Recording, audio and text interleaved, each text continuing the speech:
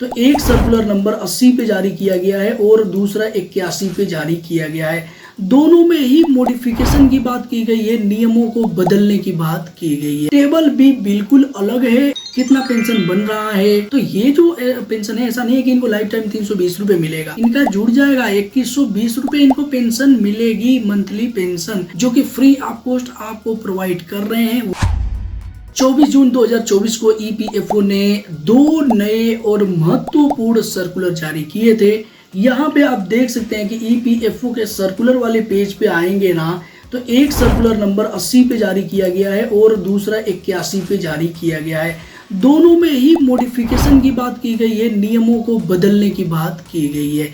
जी हाँ फ्रेंड्स, आप देख सकते हैं कि modification in table D under EPS 95 और दूसरे में भी मॉडिफिकेशन ही किया गया है। आप देखते हैं modification in table D under EPS 95। लेकिन आपको एक चीज देखने को मिल रहा है कि एक टेबल डी में बदलाव किया गया है और दूसरा टेबल डी में बदलाव किया गया है। देखिए, ये 80 नंबर वाले में टेबल डी में बदलाव किया गया है और 81 नंबर वाले में टेबल बी में बदलाव किया गया है। जैसा कि टेबल डी में जो बदलाव किया गया है, उसके बाद से अब अगर 6 महीने से कम आप काम करते हो तो आपको पेंशन का पैसा मिलेगा।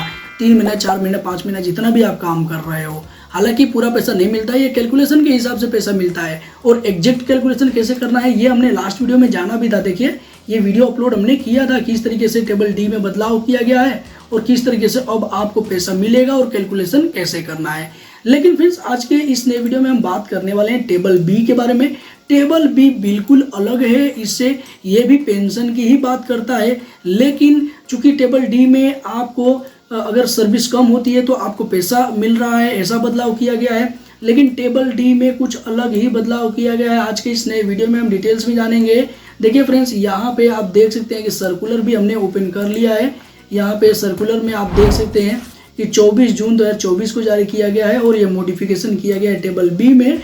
और इसमें कुछ पॉइंट्स ईपीएफओ ने भी बताए हैं। हालांकि यहाँ पे आप देख सकते हैं कि एक गैजेट भी जारी किया गया है, भारत का राजपत्र। जैसा कि कोई नियमों में बदलाव किया जाता है तो गैजेट जरूर जारी किया जाता है और ये गैजेट जारी किया गया है श्रम और रोजगार मंत्रालय के द्वारा।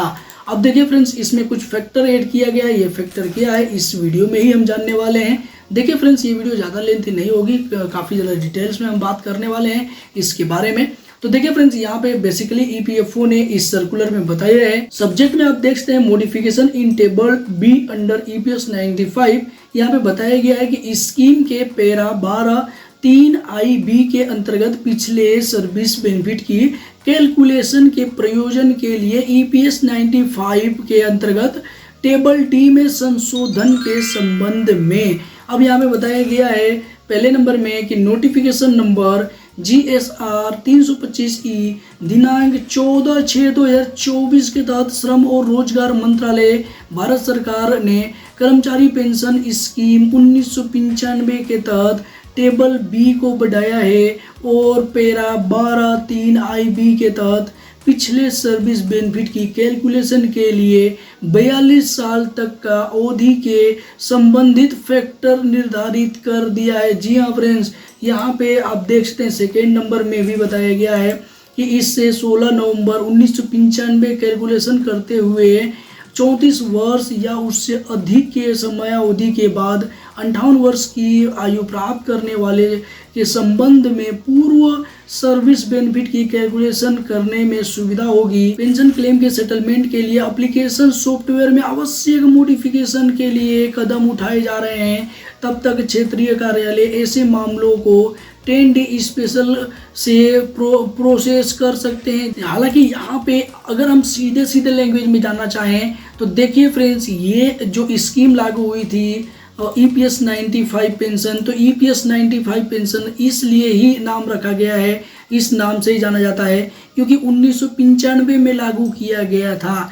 और ईपीएफओ के द्वारा जैसा कि बताया जा रहा है कि भैया ये 16 नवंबर 1995 से पहले ये जब स्कीम लागू हुआ है ना, उससे पहले भी तो कुछ एम्प्लॉय काम कर रहे होंगे। ऐसा तो है नहीं कि ये जब स्कीम चालू हुई है तभी से सभी एम्प्लॉय काम कर रहे हैं और तभी से ये पीएफ में कवर्ड हैं। भाई इससे पहले भी तो कुछ एम्प्लॉय काम कर रहे होंगे ना, तो उनको तो ईपीएफओ पेंशन देगा। ऐसा तो नहीं है कि उनको पेंशन नहीं देगा रिटायरमेंट के बाद। तो देखिए उनके लिए ही, उनके पेंशन को कैलकुलेट करने के लिए ही टेबल डी का यूज होता है। और इसमें कुछ फैक्टर्स होते हैं, जैसे कि आज के समय में आपको पता है कि आपकी जो वेज है वो 15,000 रुपये है सीलिंग वेज, उससे कम भी हो सकती है, ज़्यादा नहीं हो सकती है। और जैसे कि 1995 में जब ये नियम लाया गया था तब से ये वेज का सिलसिला लागू है और चलता आ रहा है। और इस वजह से पिछले कैलकुलेशन को करने के लिए, यानी कि पिछले जो एम्प्लॉई हैं उनको पेंशन किस हिसाब से देना है, इसके लिए ही जो टेबल डी है उसका उपयोग किया जाता है। और इसमें कुछ फैक्टर भी होते हैं, आप देख सकते हैं ये जो फैक्टर हैं ये फैक्टर से ही मल्टीप्लाई किया जाता है। देखिए ये जैसे कि मान लीजिए कि किसी ने 35 साल से कम काम किया है तो उनका जो भी पेंशनेबल सैलरी बनेगा वो एक चार्ट के हिसाब से होता है। ईपीएफओ ने चार्ट भी दिया है और फिक्स किया हुआ है कि इतना ही पैसा इनका बनेगा, उस पैसे से इसको मल्टीप्लाई किया जाता है। देखिए मल्टीप्लाई करने के बाद उनका कितना पेंशन बन रहा है वो निकल जाता है। लेकिन 1995 के बाद जब वो स्कीम में लागू हो चुके हैं उसके बाद से तो 1995 की जो रूल है उनके हिसाब से ही स्कीम है, उसके हिसाब से ही कैलकुलेशन होगा। लेकिन उससे पहले जितनी भी सर्विस थी उनकी 2 साल 3 साल 4 साल 10 साल 5 साल जितनी भी सर्विस है उनकी जो कैलकुलेशन है वो इस फैक्टर के हिसाब से ही किया जाएगा। अब हालांकि इससे पहले भी ये रूल था, ऐसा नहीं है कि ये नया नया बना है। देखिए इसमें ईपीएफओ ने बताया है कि ये जो रूल है ये फैक्टर के बाद ऐड किया गया है, ऐसा नहीं है कि ये नया लाया गया है। अब देखिए फ्रेंड्स यहाँ पे ऐड करने का मतलब ये है कि ईपीएस 95 पेंशन का कुछ इस तरीके से पहले ये चार्ट था, आप देख सकते हैं। अब इसमें आप देखते हैं लेस देन 1 साल, जो लोग 1 साल काम किए हैं उससे कम काम किए हैं तो इसके लिए ये वाला फैक्टर अप्लाई होता था, और लेस देन 2 के लिए ये है। इस तरीके से आप देखेंगे तो लेस देन 34 तक दिया हुआ था इस टेबल में, लेकिन इसके बाद से कोई भी टेबल नहीं दिया हुआ था। और लास्ट फैक्टर 13.173 था और इसके ही बारे में यहाँ पे बात किया गया, आप देख सकते हैं। देखिए 13.173 और इसके बाद से ये वाले फैक्टर ऐड किए गए हैं और ये साल को भी बढ़ा दिया गया है। अब 39 साल से कम यहाँ लिखा है, पहले इधर आप देख सकते हैं 34 साल से कम का ही था, यानी कि काफ़ी लोगों का कैलकुलेशन इसकी वजह से नहीं हो पाता था, लेकिन अब इजी तरीके से हो पाएगा उन लोगों का भी कैलकुलेशन जिनकी प्रॉब्लम आ रही थी जिनको कैलकुलेट करने में। अब देखिए फ्रेंड्स यहाँ पे जैसा कि आज के समय में आपको पता है कि जो भी आपका एवरेज सैलरी है उसके हिसाब से ही आपको पेंशनेबल सैलरी आपका पता चल जाता है, निकाला जा सकता है और उसके हिसाब से आपको पेंशन दिया जाता है। लेकिन चूंकि हमने जाना है कि इससे पहले कोई भी आपकी सैलरी फिक्स नहीं हुआ करती थी, तो ईपीएफओ ने इसके लिए कुछ नियम बनाए हैं कि किस फैक्टर से अप्लाई करना है, वो भी मैं आपको दिखा देता हूँ। तो देखिए 5 नंबर के पेज पे आपको देखने को मिल जाएगा ये पूरा ही फैक्टर। देखिए आपके समय में देखने को मिल रहा है, अभी के समय में ये जो नियम है कि मंथली मेंबर पेंशन कैसे निकाला जाता है, पेंशनेबल सैलरी और पेंशनेबल सर्विस के हिसाब से। तो भैया पेंशनेबल सर्विस तो उनकी भी होगी कि कितने साल उन्होंने काम किया है, लेकिन चूंकि उनका पहले से कोई सैलरी फिक्स नहीं था तो इसलिए पेंशनेबल सैलरी निकालना मुश्किल है। तो इसलिए ईपीएफओ ने यहाँ पे फैक्टर दे दिया है। देखिए ये वाले फैक्टर के हिसाब से, ये पास्ट सर्विस के हिसाब से ही पैसे का यहाँ पे कैलकुलेशन किया जाता है। आप देख सकते हैं जिनकी सैलरी 2500 से कम थी, 2500 रुपये तक थी, तो उनके लिए अगर 11 साल की सर्विस है 1 साल से लेकर के तो 80 रुपये के हिसाब से कैलकुलेट होगा। और जिनकी सैलरी 2500 से ज़्यादा है तो इनका जो कैलकुलेशन होगा 85 रुपये के हिसाब से होगा। अब यहाँ पे आप देख सकते ईयर अगर 11 साल से ज़्यादा है और 15 साल तक है तो इनका जो सैलरी है 2500 से कम थी, 2500 से कम कितना भी हो सकती है। अब ईपीएफओ ने ये नहीं बताया कम कितना भी होगी, लेकिन आपको यही फैक्टर अप्लाई होगा, 95 रुपये होगा। और अगर आपका 2500 से ज़्यादा था तो 105 रुपये होगा। अब इस 105 रुपये का आपको कैलकुलेशन कर लेना है। मान लीजिए कि इनकी जो सर्विस है वो 15 साल से कम है, 14 साल से कम है, तो इसको कॉपी कर लेना है। 105 रुपये तो यहाँ से आपको उठाना है। अब उसके बाद से इनका क्या फैक्टर अप्लाई होगा वो हम फटाफट देख लेते हैं, ज़्यादा जल्दी से देख लेते हैं, ज़्यादा वीडियो लेंथी नहीं करेंगे। ये 21 नंबर पे आपको मिलेगा। तो 21 नंबर में आप देखेंगे हमने फैक्टर लिया है 15 साल से कम का।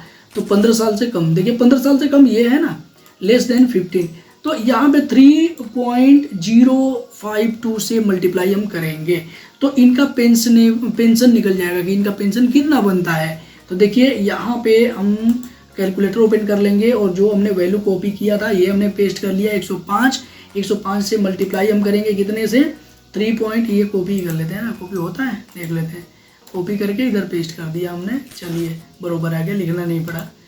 तो इनका 320 रुपये 46 पैसे बन रहा है पेंशन। तो ये जो 320 रुपये और 46 पैसे देखने को मिल रहा है ना, 320 रुपये सीधा सीधा मान लेते हैं, तो ये जो पेंशन है ऐसा नहीं है कि इनको लाइफ टाइम 320 रुपये मिलेगा। इनका ये जो सर्विस थी, ये 1995 में जो EPS 95 पेंशन लागू हुआ था, उससे पहले जितनी भी सर्विस थी उसके ऊपर इनको पेंशन 320 रुपये बन रहा है। अब इसके बाद से अगर इनकी जितनी भी सर्विस थी EPS 95 पेंशन के हिसाब से अगर मान लीजिए कि इनका 1800 रुपये पेंशन बनता है, तो 1800 रुपये ये और प्लस 320 रुपये ये इनका जुड़ जाएगा, 2120 रुपये इनको पेंशन मिलेगी, मंथली पेंशन।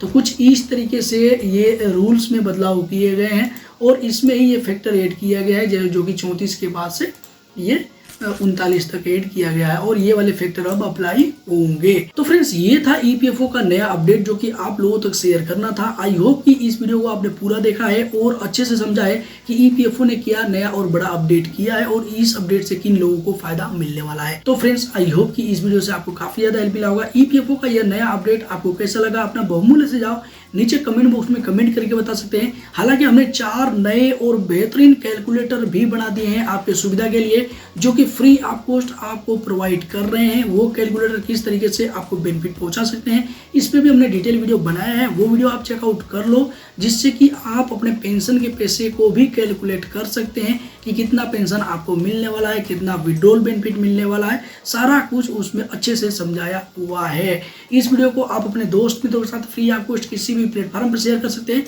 जिससे कि उनको भी सहायता मिल सकती है। इसी के साथ मिलते हैं किसी नेक्स्ट इन्फॉर्मेटिव वीडियो में, तब तक के लिए जय हिंद, जय भारत, वंदे मातरम।